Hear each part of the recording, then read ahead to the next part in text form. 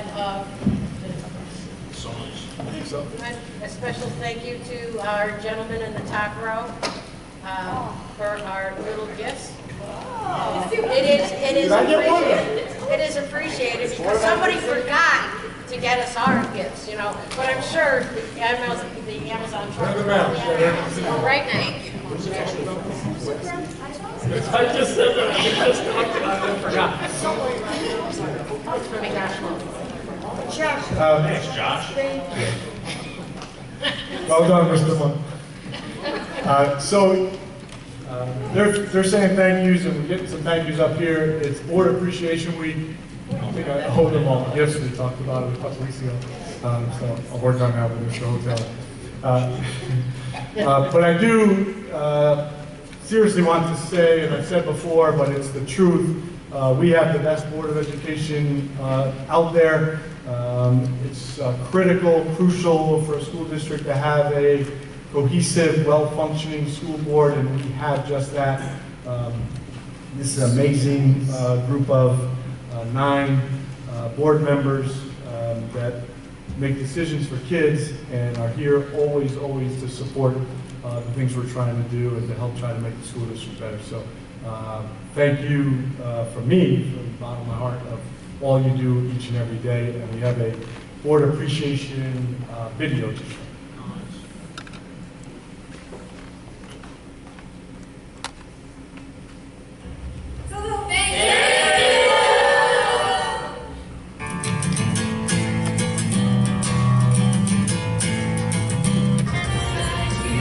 Board of Education for all you get. Thank you. Thank you. Thank you. Thank you. Thanks. Thanks for Thank you so much, Board of Education, for all that you do. Thank you. Thank you. Big thank you to our Board of Education. You guys support us every single day and make it happen for our kids and teachers. Thank you so much.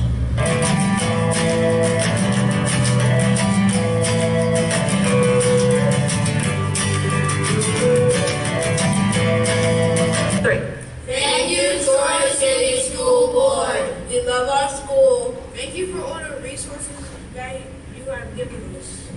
Help us learn.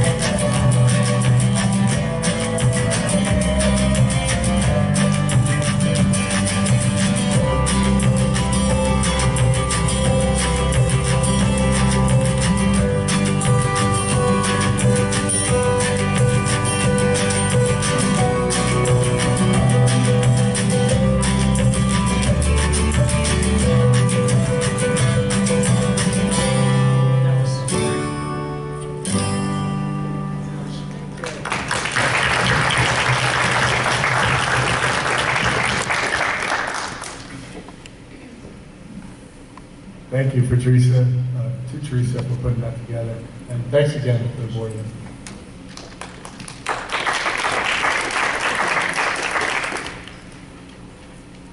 Okay. What a great way to start off a meeting.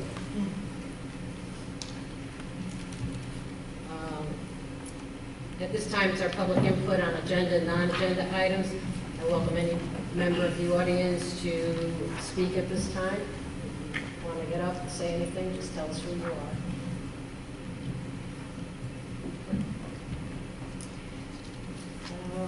August financials. Good evening. This week, I forwarded the August financials. All bank accounts are reconciled to date, and all the cash is accounted for. Through our first 2 months, the general fund revenue expenses are right on point with last year's numbers. We did like $50,000, which is, I don't know, for me it's kind of crazy, but out of millions. Going forward, in the next couple months, I should be able to start putting projections on the monthly financials. Today, I finalized the remainder of the 831 grants, so we'll start to get that cash flow coming in. Also this week, I released the retention bonus, which is the last one. So all the employees that were eligible should start to see them hitting their bank accounts by as early as tomorrow, I would say. And then after this, I'm moving on to the COVID grants and then start finalizing those. We could probably expect around another $3 million after I do the final cost reports for those, which will offset expenses once they're completed and approved. And then we'll be moving on to start working on projections for the next year's budgets. That's all I have. Wow. Already almost November. Exactly, right. Any questions or anything? Okay. Thank you very much. Mr. Ford, Dr. Ford? Let's go you, Tracy.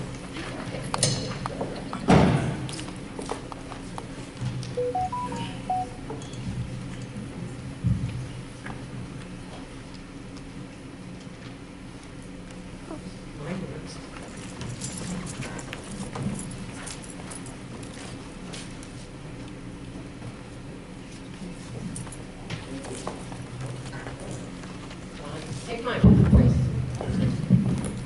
Sure. Thank you. Good evening, and thank you, Mr. Carmelo, Cabinet, and Board of Education, for the opportunity to present here tonight.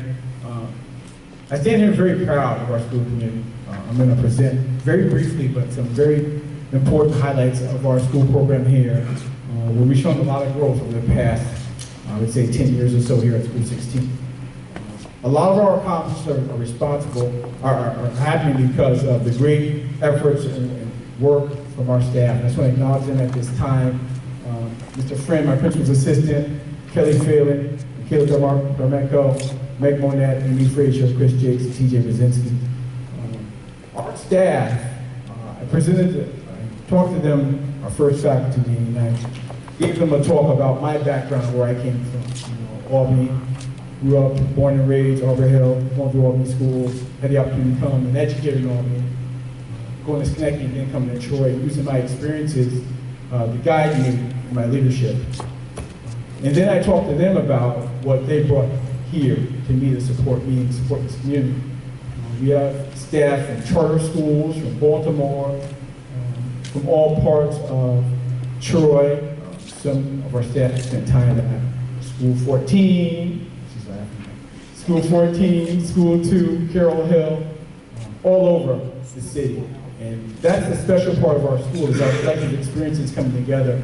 We challenge each other, right? We challenge each other to be great every day. I challenge them, they challenge me. And we keep ourselves in that mindset of we're always working hard for our community and the children of Troy and the families of Troy. So, having said that, I want to highlight some of the great things that we've accomplished here at School 16. We'll start with our mission statement. The mission at School 16 is to prepare each child intellectually, socially, physically, emotionally, ethically to become a contributing member of society. The entire school community will provide a safe and positive educational climate that supports a challenging curriculum. Vision statement will assist all students in improving academic achievement, making adequate progress toward reaching grade level proficiency, utilizing measures and data defined by the district reading and math programs, and New York State assessments. We developed this back, I think, around 2016 to revise this. And our major focus was data-driven instruction, data-informed instruction. And that's been our focus. Our timeline of student performance, some of our results. Obviously, we started back in 2012-13 when the New York State Education Department changed the structure of state testing, and the results were the results. We looked at our baseline scores. The one thing we talked about early was, that was our baseline. We're going to grow from there. And every year, and I'm going to show you that list of resources, we decided to look at things that we can improve our educational program any way we could.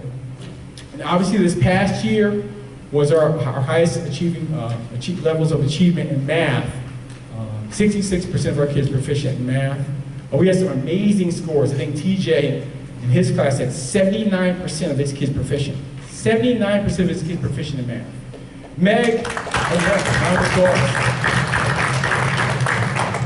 now, the other fourth grade math teacher had 75, 76% proficient, Meg Monette. So she was right with it. So that speaks to our little competitive mindset here at School 16, right?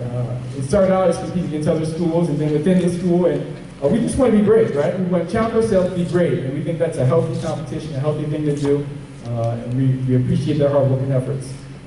Kelly Phelan moved down to third grade for me, and I think she had, 60% proficient in math, so hard work on her end. So, and these numbers that we've seen here at School 16 are amazing.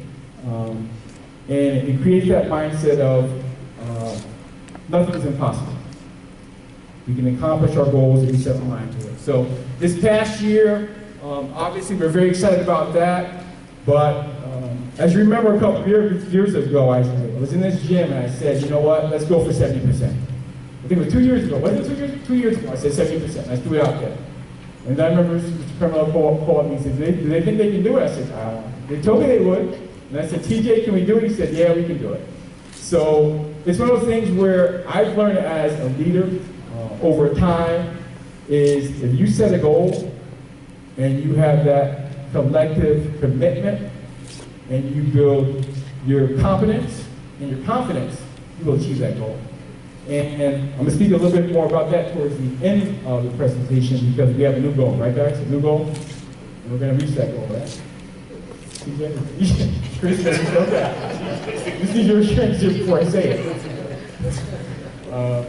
So we exceeded both the New York State ELA proficiency average and 46% ELA, and then the proficiency average in math at 52%. So we've been pretty consistent in exceeding the proficiency averages of the state for the past couple of years, which is a good sign for us. It's a good indicator that our room for growth and our ability to perform well above is great. So we're keeping our eye on that.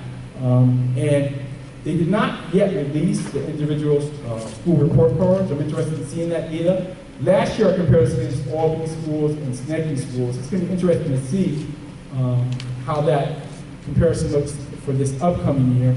But I'm also interested in seeing how many suburban schools we outperform, which is going to be another good indicator of where we're going and where we could be. So that's going to be interesting to see. Our fifth grade performance in science was 33%, was slightly below the state average, but the feedback we received earlier regarding that exam was it's going to be a very challenging exam. And usually the baseline exams are very challenging. It's probably the lowest scores you'll see any group of students take. And then as the years progress, like you saw, these following years, you'll see scores gradually increase as you become more familiar with the materials that are being presented. We can inform our instruction a little bit better, get more released questions. You can prepare a little bit better in terms of what's anticipated. How are we getting it done? This is some of the things we've incorporated in terms of our resources and our program over the years. Number one, and I think last year I had to rate these in terms of priority. Number one was always highly qualified staff. And like I said, I'm very fortunate here at School 16 to have a combination of some new staff and some veteran staff that have a lot of experience and they have a lot of confidence. And they know exactly what they're doing in the classroom, and When we present them with new materials, they're very much supportive of implementing those resources and materials. So that was number one for me. The co-teach model is something we definitely value as a resource. We have 2 teachers in one class at 1st grade and at 5th grade currently. That's definitely helped us. Number 3 is something I definitely am highlighting as something we have to look at in terms of practical implications beyond School 16 is the content specialist in the ELA and math. I think we're the only school that went ELA coach and math coach K through 5. And what we've seen over the years with that is some consistent growth in each. And it allows the coaches to focus on that particular content area and also focus on the data and following students from K through 5 consistently. Particularly important for us, we have the highest performing grade level at that 5th grade class that we've been following ever since K. That class spent 2 years with Chris in 1st and 2nd, and then they followed up with TJ and Richard Smith for 3rd and 4th. And that consistency, and we looped the kids together. We grouped them and looped them together. So they stayed together all the way through up until 5th, we separated them. But they had 2 years with Chris, and then, remember looping? You remember that from school 12. I remember, yep, that's right. So we found that we find groups of students that work really well together, and keep them together. And it really assists us in supporting progress from year to year. So that's something I would say definitely we're highlighting as the content specialists. And they really are specialists. I mean, he knows a lot about Eureka Math, 18 years in Baltimore. He's been here with Eureka Math. Chris has been a lifelong teacher, came over from school too. I remember the day I hired her, it was the best move, one of the best moves I've ever made in terms of taking staff within district. And she knows her stuff for ELA. So we're very fortunate to have them. And when professional developers come in the building for Eureka Math and our reading and writing program, I know they know probably as much as those people that come in this building. And that gives me a high level of confidence in terms of the information we receive and how we use it. District Mentor Program targets group instruction. I'm not going to read them all, but I'm going to highlight a couple. The ELA and Math Enrichment Program after school for grades 3 through 5, that's something I brought over from Albany when I was at Philip Livingston. I developed that program there. And we tweaked it a little bit here. And what we do is we focus on the kids that perform slightly below grade level and slightly above. We make sure those kids are consistent in terms of being proficient in New York State exams. So we do that program every year. And the great thing about that program is we have our grade level teachers that teach that program after school. So this year, Meg teaching that program. She's taking a group at 4th grade along with the other 4th grade teacher. Chris is taking a group at 5th. I mean, these are highly qualified people after school in small groups. So the confidence level for me and those kids moving is pretty high. So we really value that program also. The Rally education materials are test prep materials we've been using there, I think, for about 7 years or so now here at School 16. They've really benefited us. It allows us to see the questions that are very similar to the questions they see in the New York State exams. And once again, it comes down to the confidence building with students. Students see the question, they see the answer as a question, the question as the answer. They're able to see different vocabulary using the questions, and their confidence level builds as they see these materials and build their confidence.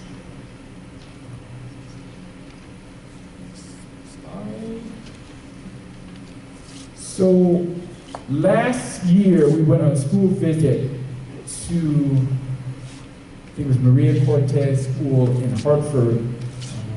And it was a school that didn't have a lot of resources, but they worked really, really hard in terms of time on task. So one thing we took from that visit was a concept called the math bridge. And the math bridge, what it does, it's a part of your schedule where you have before the math block, where you revisit a concept where the students really didn't understand. So it's part of your professional learning community when you meet with the other grade level teacher, you bring in the instructional coach, you may bring in some of the related service providers. You focus on that particular area to make sure you revisit it, reintroduce the instruction, make sure they understand that concept, and reassess. So that piece we threw in our schedule this year. And we're interested to see how that works out. It's like a 10 to 15 minute bridge of time we revisit that particular area. We're excited to see how that works out. The other part of our schedule that we're consistent with is the win time for ELA and math. ELA, win time is, and that's what I need time for the instructional block, Monday, Tuesday, Wednesday, and math is Thursday and Friday. So those intervention blocks are important for us. Once again, we never felt that math had enough time in our schedule, so we're trying to go even more time for math. And we think that is partly the reason why you see some of those elevated scores in math over the years, is that we really focus on those areas. Obviously, iReady, we're using that more in the district now. We're excited about seeing that resource and how it supports our students. Stronger Connections Mentoring Program. So this program allows for some of our staff to mentor some of our students during the course of the day. It's non-instructional time, so it's mainly during lunchtime or after school program. So we have 54 total students being mentored, 9 staff members. It's a social emotional goal of focus, and it's 20 minutes of mentoring each week, like I said, during lunch or after school. We're very excited about that. Once again, students staying connected to school, extended day programs, Kids First program. We have 84 students participating. With those programs, we have lacrosse, floor hockey, flag football, and karate, very popular programs.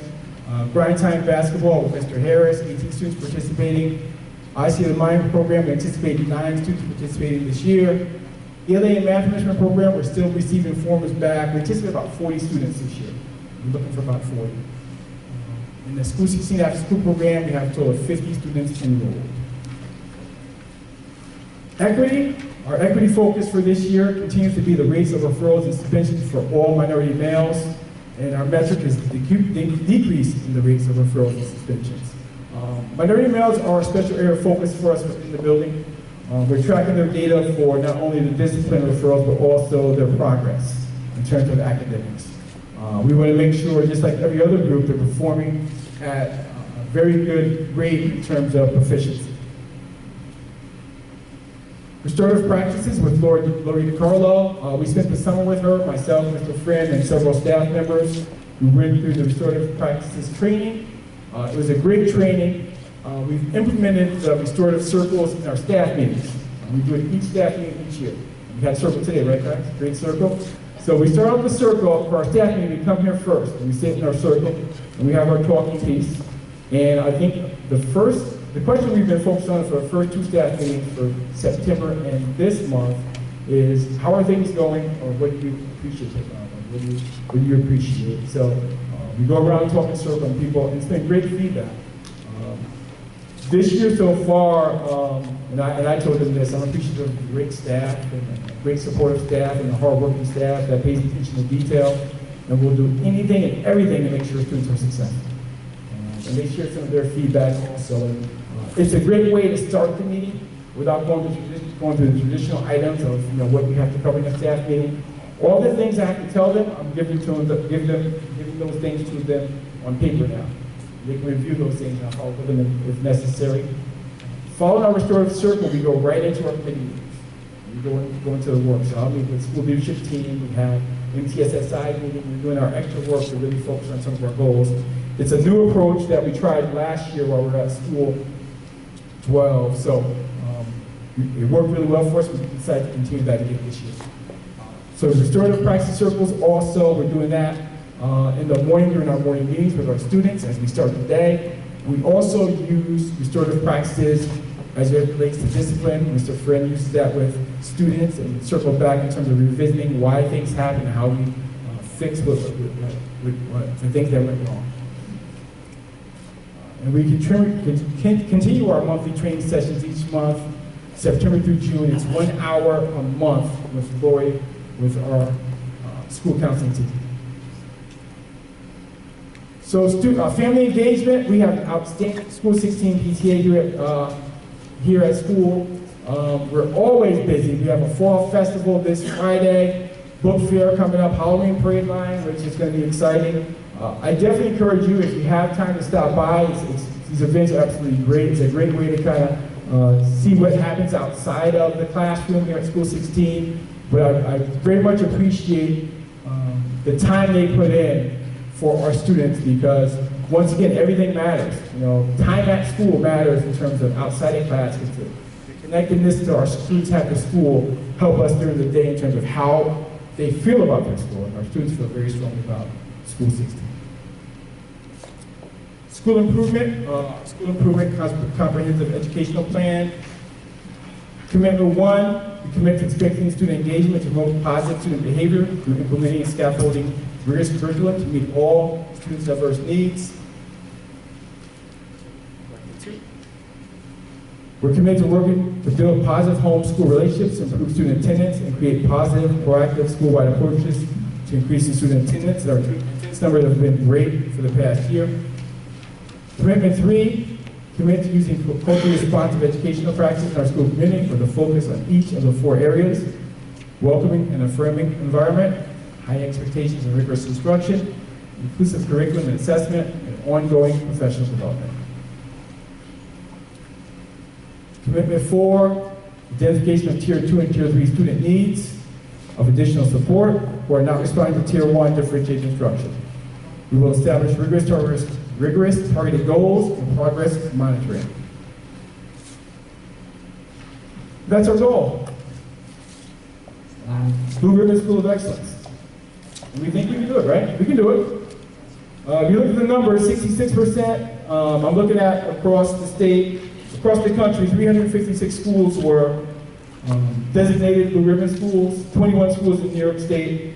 Most of the schools are down in New York City. They're under the guidance of the New York State Education Department and New York City Department of Education. We're looking at a school now in Cambridge.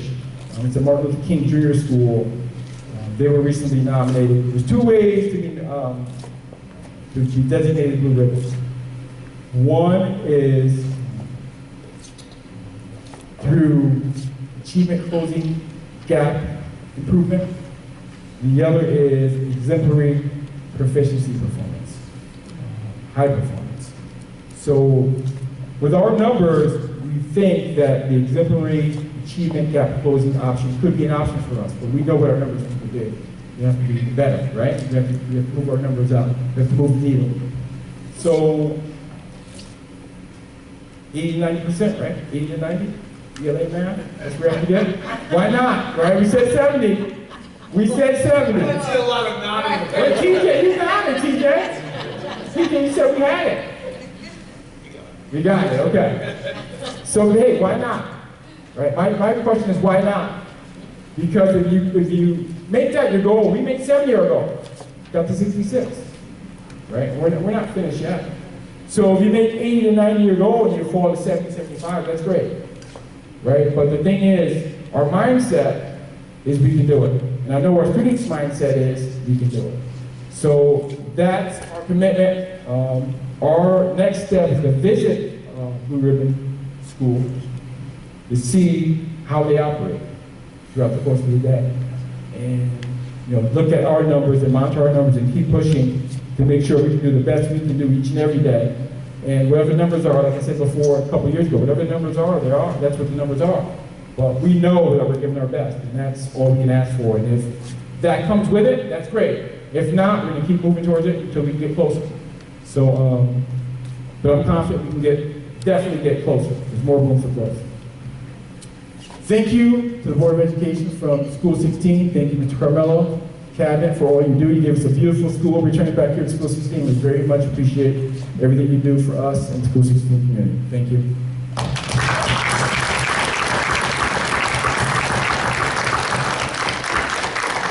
Thank you, Tracy. Does anybody have questions? Great job. And can I ask a question? Josh? So, Dr. Ford, I mean, I've told you before how excited I am that my kids get to go here. What a great job you're doing. All good information in here, great results. What's the biggest challenge you face right now? The biggest challenge for us is to continue to move towards our goals. It seems like it's easy to get those numbers, but it's a lot of moving parts. And the thing is, we have to continue to focus on what we've been doing to maintain the kids where they're at. There were new teachers, right? Different grade levels. Fourth grade through the fifth. Fifth is traditionally the hardest technical grade level in terms of numbers. It's the numbers, you can see. we're moving to computer techniques, which is another challenge, right, for our fourth graders. So these are all things we're trying to make sure we make our students comfortable with ahead of time, and make sure we're prepared for ahead of time. There are challenges, though. We feel that we're ahead of everything right now. We feel by time we progress through the year, some of the resources I read, some of the reviews more. So as we get further in the year, we can get more comfortable with the year. Those are awesome. Awesome. Great job. Thank you. Thank you.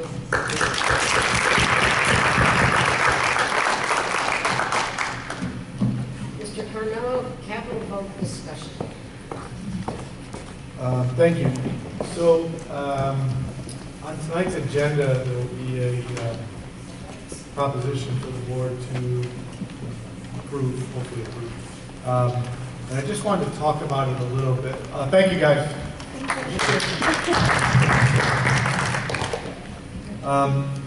So, coincidentally enough, October 16, 2019, so exactly 5 years ago, the board approved the original proposition for the current project, and Mr. Otelli's given us updates along the way, phase 1, phase 2, we're onto our, getting onto our final phase, and the final phase is the Troy-High Tech Wing. So I just want to read what the proposition back in 2019 said, amongst all the other things. Remember, we've done a lot of work in that same capital project, but the part that we're dealing with right now is the renovation of existing Troy High School Technology Wing and related site work, and the construction of minor additions to. That wording has now become problematic, and we spoke about it a little bit already, but I just wanted to make sure we're on record to explain to the folks why we have to come back to it. So Mr. Hotel and I will be going to all the parent groups at each of the schools like we do for the budget meeting and like we do when we're originally voting for capital projects. And the big thing to explain is there's no new borrowing of money. Nobody's asking for new borrowing. What we have to do since October 16, 2019, the plans have changed for the better. So after a half dozen meetings with representatives from the State Education Department, we finally got approval to not have to do the reconstruction while the students are in school and while we're trying to maneuver and use the space while we're trying to reconstruct it, which was going to be really, really problematic logistically. They gave us permission to construct a brand new facility, which will be in that parking lot just to the south of the building. And then once that's done, to demolish the current tech wing. And so they did that with the same aid ratio, which is a really big win for us. The issue right now that we're dealing with is that wording that I just read to you never talked about that. So on December 3rd, and actually the vote at that time was December 3rd, 2019, really crazy. So on December 3rd of 2024, we're going to have to go back out for the public to vote that it's okay for us to build the new one and demolish the old one and not just reconstruct the current one. The wording has to be there. So it's a little frustrating. It seems a little bit unnecessary, but it's actually required, and so we'll be doing that. And Mr. Hotel and I will be, again, going to the parent groups to try to explain to them. It's no new borrowing. It's just wording that we have to get approved, and hopefully, because of that, people will come out and vote yes tonight. So I just wanted to explain a little bit before the resolution was to. We have finalized our schedule for those meetings, right, Teresa? So I can put them in the Friday report. I'll explain kind of what I just said to the parents at those meetings, and then Mr. Hotelling will talk a little bit about what's going to be in the new tech wing with the renderings and all those cool things. So it'll end up being good meetings, hopefully. They'll be well attended, and again, the hopeful message will get out there that we need people to come and vote on December 3rd. Thank you. Two things. Yes. One thing, really. How are we doing this with the voting machines? Oh, great question. So the county usually lets us use the voting machines because there's a presidential election coming up in 3 weeks. They said we can't have the machines because they need to hold on to them in case there's a recount or some kind of audit of their machines. So we will be using paper ballots. So we'll have privacy booths and paper ballots and a lockbox. Put the paper ballots in and lock them. The counting of them will be a little bit longer than typical. You think? Well, it won't be that bad because it's really just yes or no. There's not board members that are running. There's not a whole bunch of people to select. It's yes or no. So those two piles will be easy to separate and easy to count. I'll do it for you if you need to. No. Who's going to? Will there be proper training for the people that are taking? Teresa, you going to train all the people? Yeah, so I will have a training, like workshop prior to for all of the approved election inspectors, so they will know what our process is this time. Okay.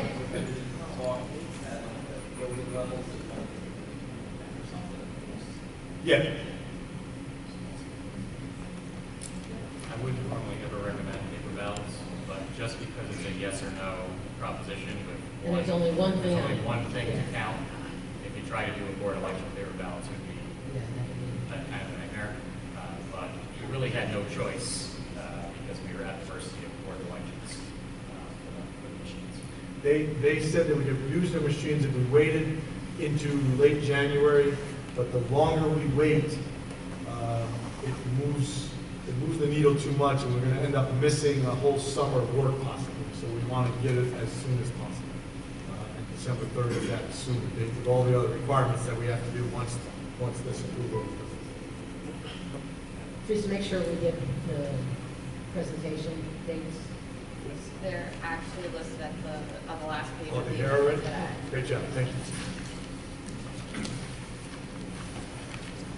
John, one other thing I would bring up on that. I know during the last election, there were a lot of people that didn't know where to vote and got turned to different schools. So if there's a way that we can better clarify that and help people understand where they need to go, I think that'll help our cause. Yeah, I agree. How would we do that? I'm sorry. I mean, I was one of the ones who went to the wrong. Yeah, me too. And okay, I've Like been I said, voting 3 forever, places. and Yeah. you're right, like a bunch of us went to the Yeah. wrong.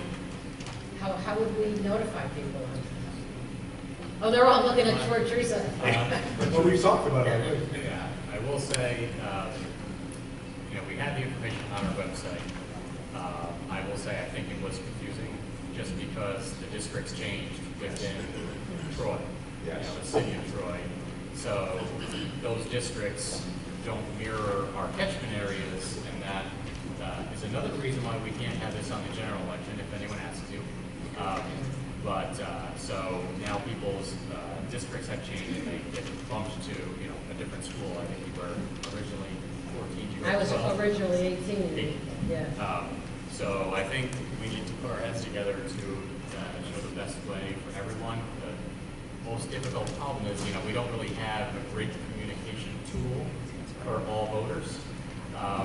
Besides just a general mailing, it's harder than most things because we don't have everyone's data until we get it from the Board of Elections, which is leading up to the election.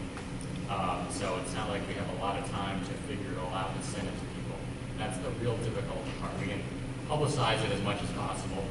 We can send out parent squares with a link, but that only gets to our parents. It doesn't get to all voters. So it is a challenge. Okay, well, we have to make sure our people, because that's where we're going to get our votes. Hopefully. The no votes. Okay. Any questions? Thank you. Thank you. Okay. Approval of minutes. Motion on the floor for approval of minutes, October 2nd, 2024. Second. Discussion. All those in favor? Aye. Opposed? Superintendent recommendation, human resources, staff matters, unclassified and classified. Under unclassified, motion on the floor for consent agenda items 1 through 10. Second. Discussion. All those in favor? Aye. Opposed? Under classified, motion on the floor for consent agenda items 1 through 6. Second. Discussion. All those in favor? Aye. Opposed? Superintendent recommendation programs. Motion on the floor for consent agenda items 1 through 3. Second. All those in favor? Aye. Opposed? Superintendent recommendations, business finance. Motion on the floor for consent agenda items 1 through 8. Second. Discussion. All those in favor? Aye. Opposed?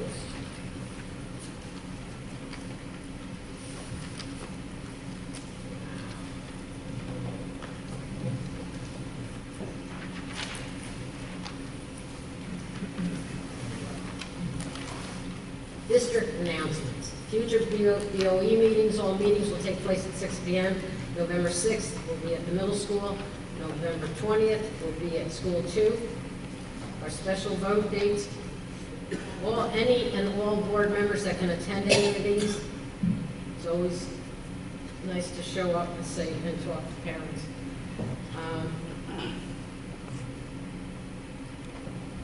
You guys are going to have a busy one.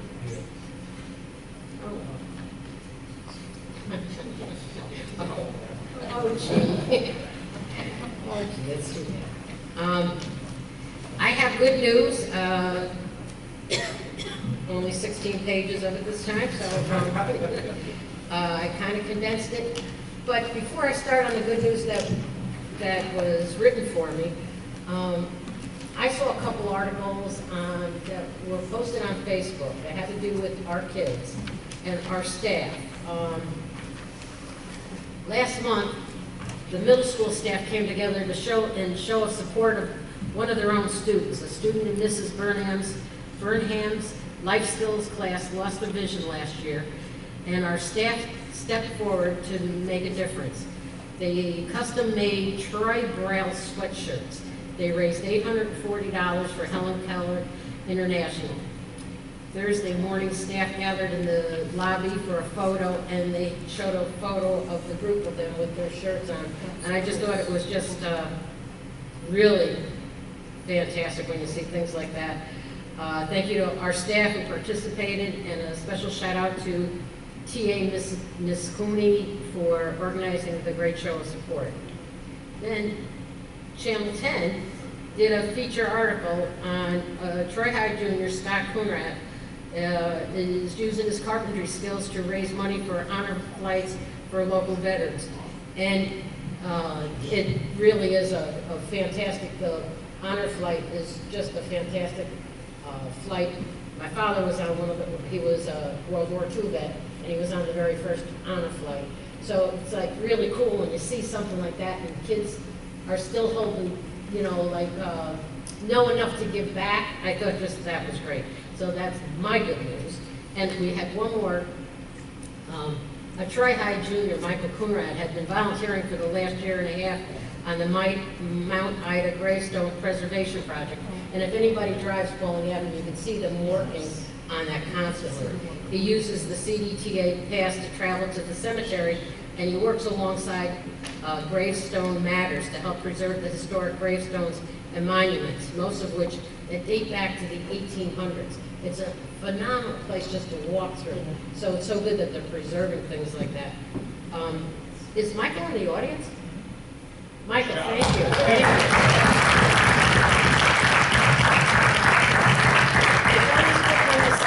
Give it back to Troy. I remember when that whole area was just one great big black wrought iron fencing and everything that was always falling down and everything, and they ended up taking down, and now you can see the whole cemetery. So it's really, thank you very much for taking care of our city of Troy.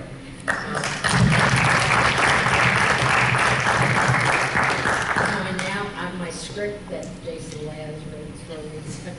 Every member of the Troy High School class of 2025 has been officially accepted to HVCC. At an HVCC guarantee event this morning, college representatives gave each senior a letter of acceptance and spoke about the opportunities available at the college. The HVCC guarantee is designed to show that all graduating high school seniors can and should consider beginning their future at HVCC. Thank you to the administration of Hudson Valley for making this opportunity available for our seniors. What an awesome thing. Every student can go to Hudson Valley. That is great. Thanks to a continued partnership with Books and Homes USA, Carroll Hill students will again be able to select free books to bring home before the holidays. We are grateful for their support of Books and Homes to help our students find new books. October, of course, is Fire Prevention Month. And this week, Troy firefighters visited School 18 and School 16 for their annual fire prevention and safety demonstration for students. Thank you to the Troy Fire Department for giving their time to teach our students about the importance of fire safety. School 2 has continued to see an impressive attendance this year. So far this year, average daily attendance is almost 92%. Oh, wow. I should really read these before I start reading these. Thank you to our families and thank you to our staff working hard to support our scholars and encouraging them to be in school. That really is great. Coming up in November, 2 drama club productions. On November 8th and 9th, come see the Troy High School Drama Club production of The Play That Goes Wrong, a classic whodunit story. Then on November 22nd and 23rd, the middle school drama club presents Annie Jr. It's an adaptation of Annie as she sets out to find the parents who abandoned her. That is so great when you hear so many schools cutting programs, and especially in the arts field, in music and in theater and whatnot, and we're adding. I mean, this is great, right, that we brought it down to the middle school because those kids will take an interest going forward. And I just want to read this one thank you note that I find so cute that we got here. Dear Board of Education, thank you for my teachers and the after-school program and my free lunch. From Willa and Mrs. Higgins, 3rd grade class in School 18. So you're welcome, Willa. Motion, does anybody have anything else? And I'm not even going to pick on anybody up there because this was a long meeting, for us at least. Okay? Janice DeFazio.